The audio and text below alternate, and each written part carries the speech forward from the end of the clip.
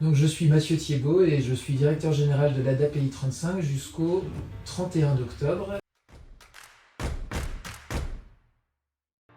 Alors mes meilleurs souvenirs, ils sont trois. Le premier, c'est quand Catherine Le Chevalier, la présidente de l'ADAPI 35, m'a appelé pour me dire que j'étais recruté.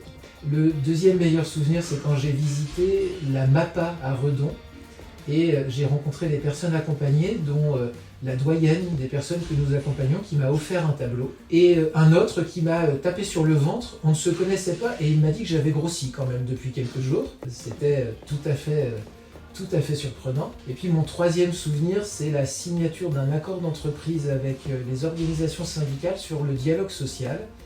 Et cet accord d'entreprise aujourd'hui dure encore et fait vivre le dialogue social avec beaucoup de qualité, je trouve.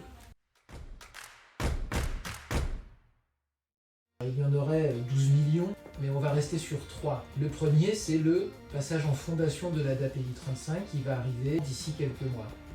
Le deuxième projet qui m'a marqué, c'est sans doute l'ouverture de nouvelles activités pour répondre aux besoins des personnes.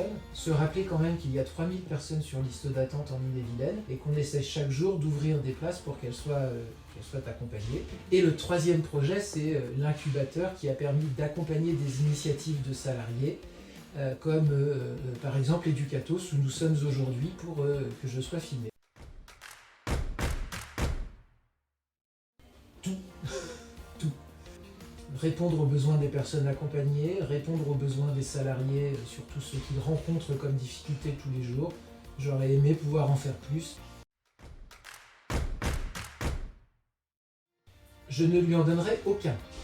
Michael Brando, donc votre futur directeur général, travaille à l'ADAPI 35 depuis très longtemps. Il n'a pas besoin de conseils, juste besoin de soutien dans l'aventure qu'il va faire avec vous à partir du 1er novembre. Donc bonne chance Michael, vous avez un DG sans doute de très grande qualité.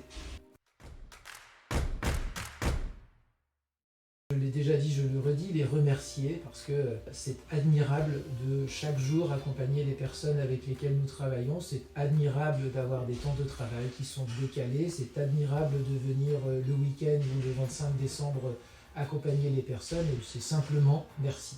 Et je pense aussi aux équipes du siège, aux salariés qui s'occupent des questions d'administration, des questions techniques, de la restauration.